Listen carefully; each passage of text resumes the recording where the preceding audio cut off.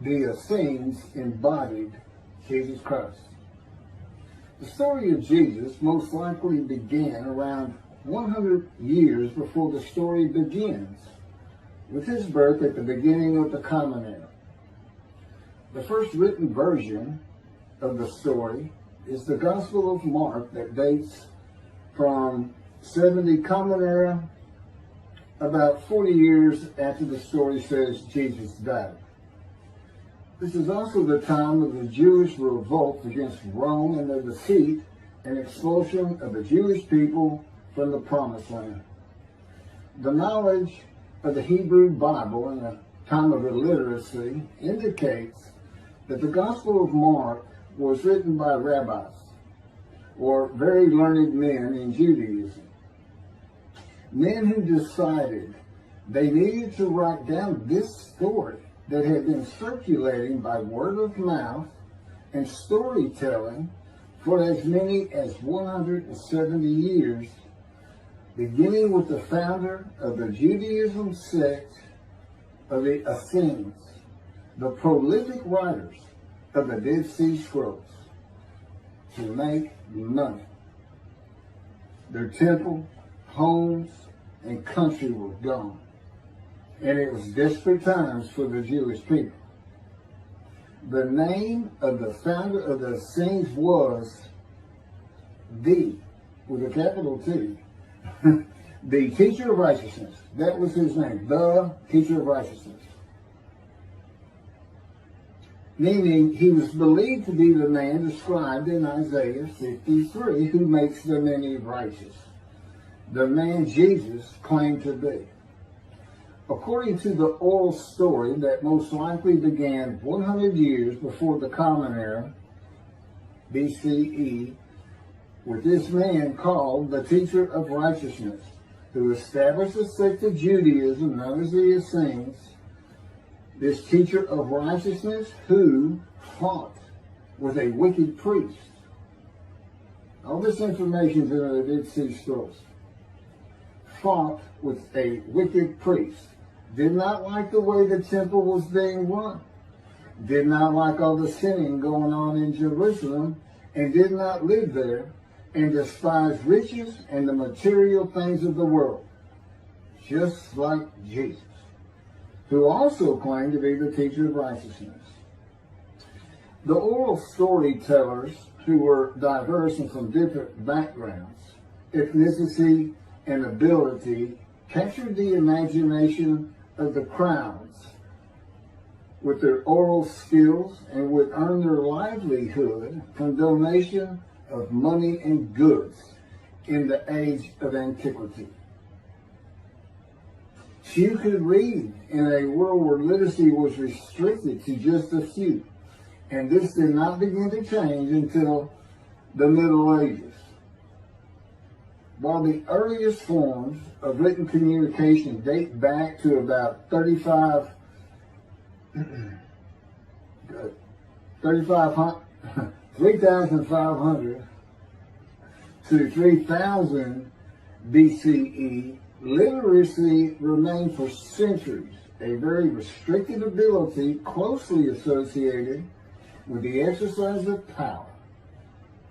Schools in ancient Israel, if any existed, served only the sons of the rich and the religious elite.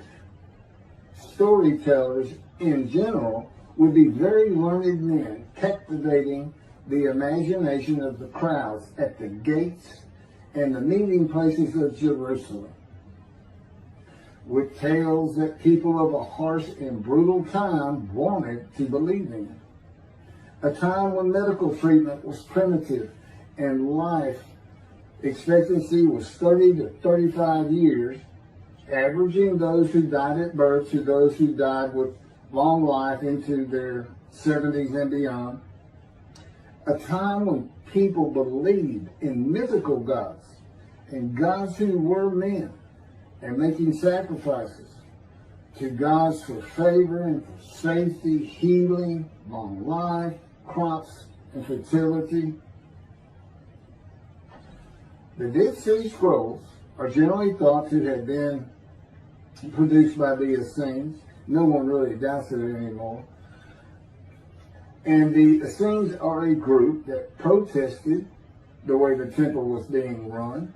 Many of the Essenes went to the cliffs and the caves east of Jerusalem by the Dead Sea, known as Qumran, to prepare the way of the Lord, following the commands of the prophet Isaiah.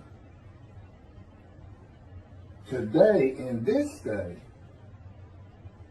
the day of the Lord, because the land burns again, the Jewish people have returned, and Jerusalem and the ruined cities have been rebuilt. Elijah clears the way for the Lord.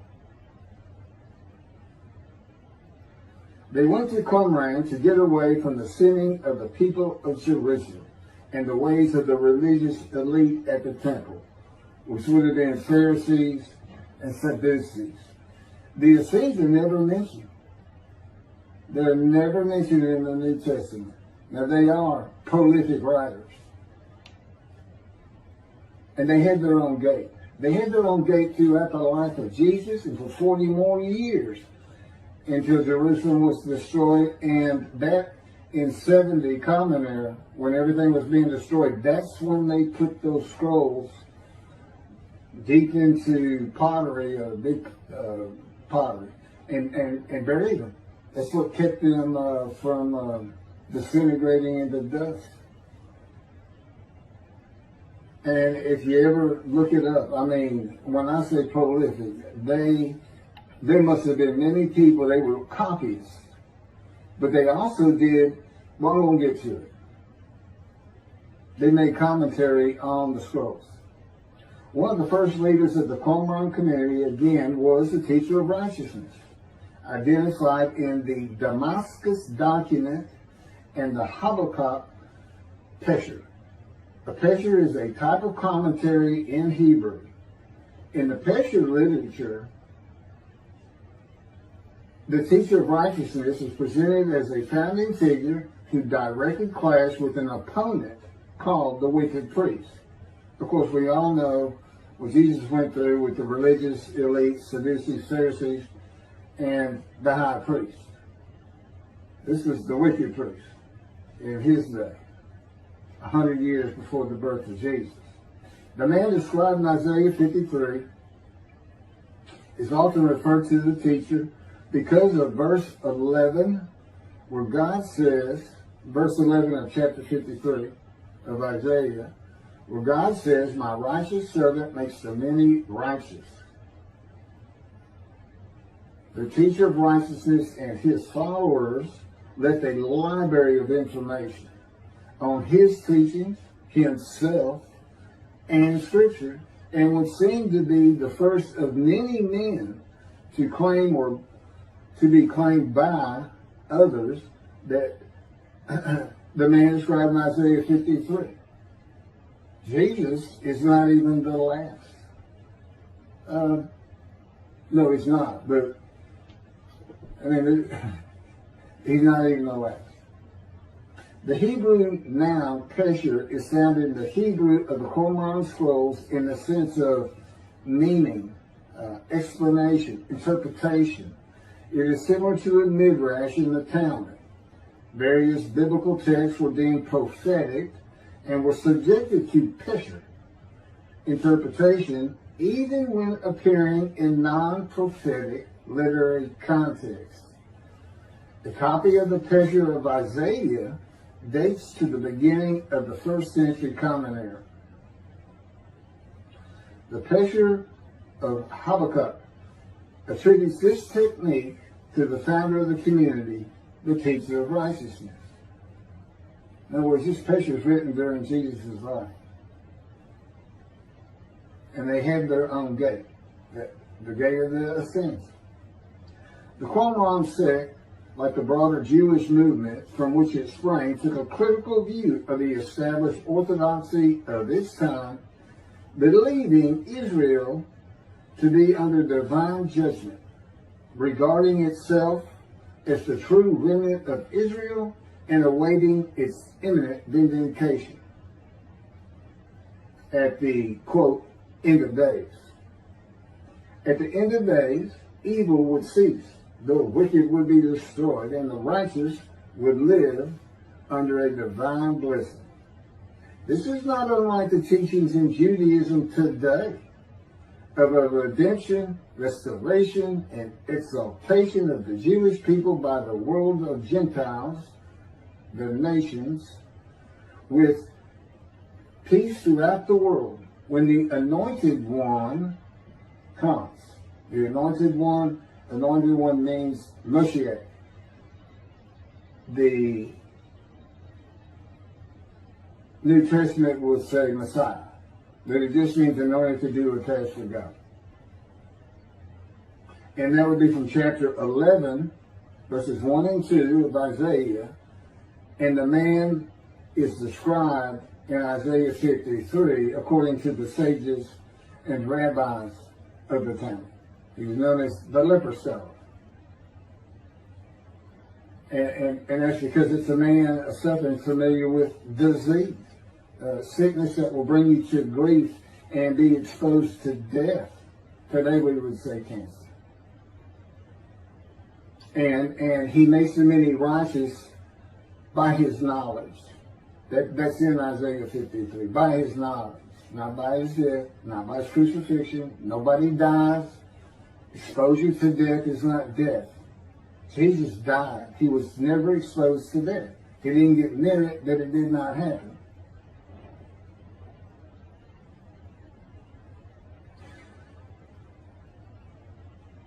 This time that the Essenes were waiting upon, that they thought was imminent, did not happen for them.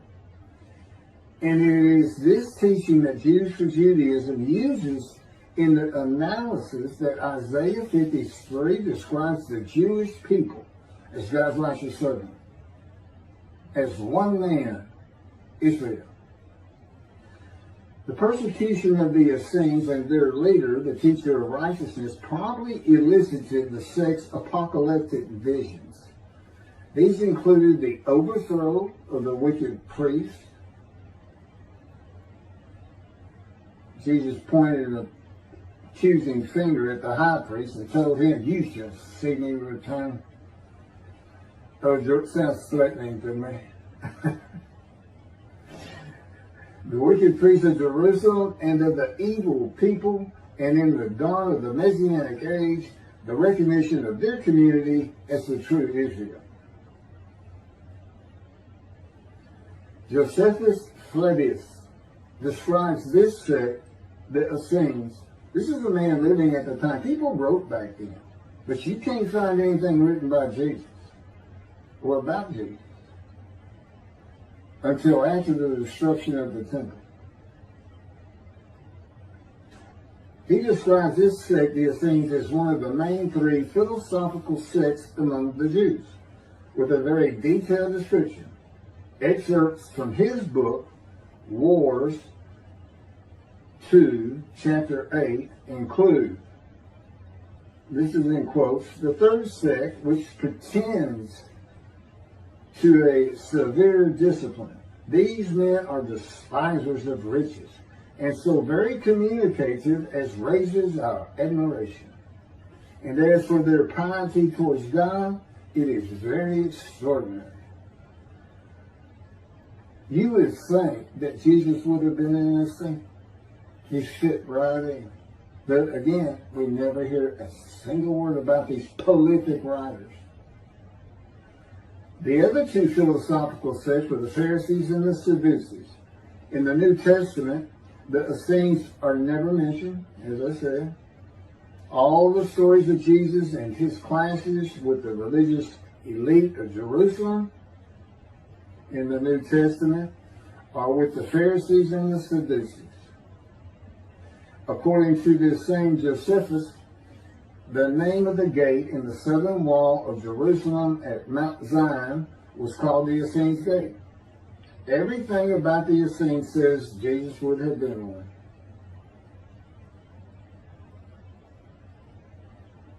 Peter and Paul, disciples later called apostles of Jesus, All said Jesus was the fulfillment of Isaiah 53 and the teacher of righteousness. All of Christianity does today. The Essenes, again, were writers and copyists and had their own gate in the southern wall of Jerusalem. The founding leader claimed to be the righteous servant, so did Jesus. It is impossible to believe that the Essenes had not heard of Jesus. It is impossible to believe they would not have gone to Jesus to question him and verify the stories around him and his claim of being God's righteous servant and right about him. Because they believed that their founder was the Moshiach and that the end times were coming. Moshiach, anointed one, described in Isaiah 53. They were great followers of the things Isaiah had to say, and there's a picture written on it during the life of Jesus.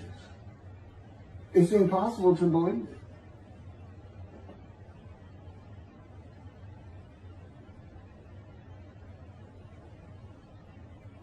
We're talking about a man that healed the sick, removed blindness, had the cripples walk, fed 5,000 people with 5 loaves of bread and 2 fish, walked on water, turned water to wine, raised the dead, was crucified, and 3 days later came back to life. And you think these people, how about Joseph Philadelphus? Why didn't he mention that?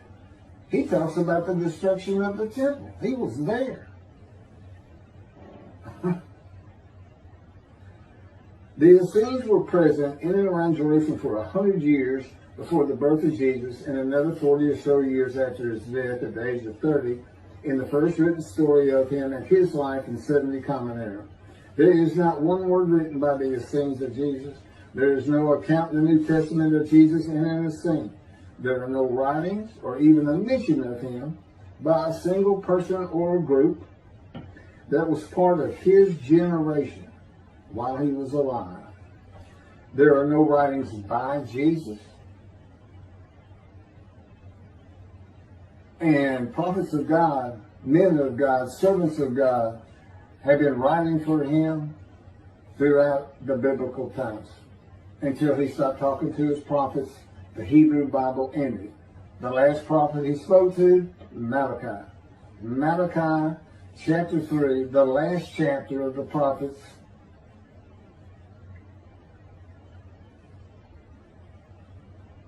writes for God the prophetic announcement that he will return. He's going to come back. I've already talked about the 5 prophecies of Jesus of when he will return, and every single one of them was false. He didn't return, and his generation sons of those who pierced him with the spear on the cross. He says in the Revelation on the first page, verse 7, those who pierced me with the spear shall see me return. I'm coming back quickly.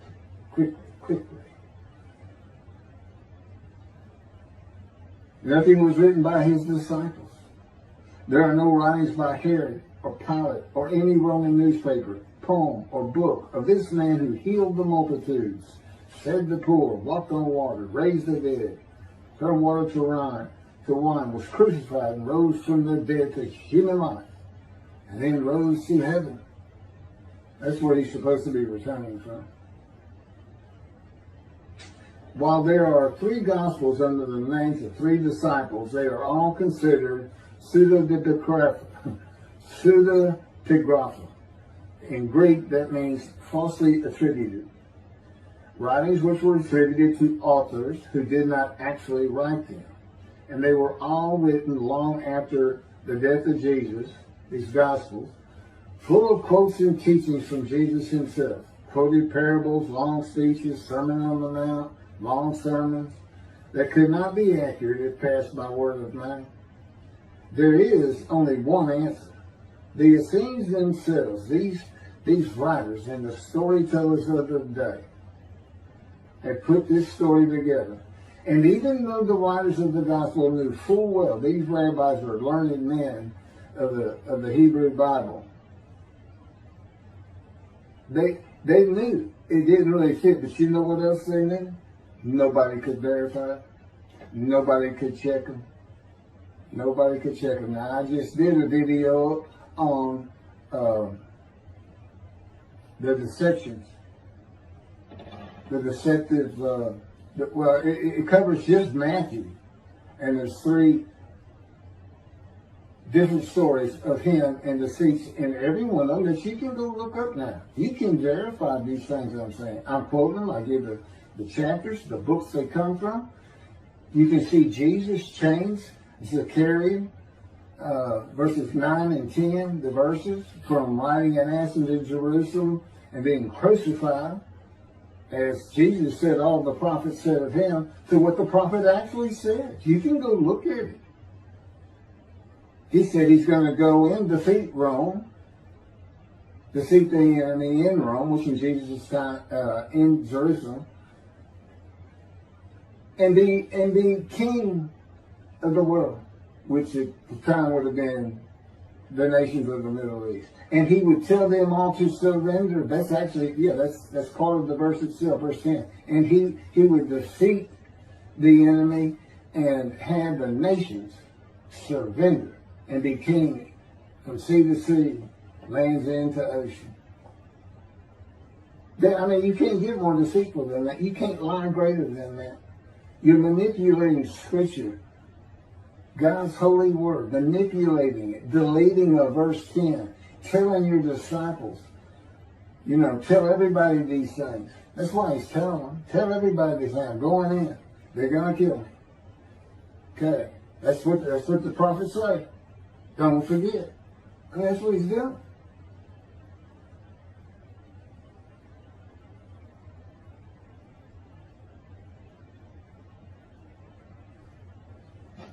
Jesus is a myth. So look at that. So look at what a myth is. Believe me, it covers the New Testament.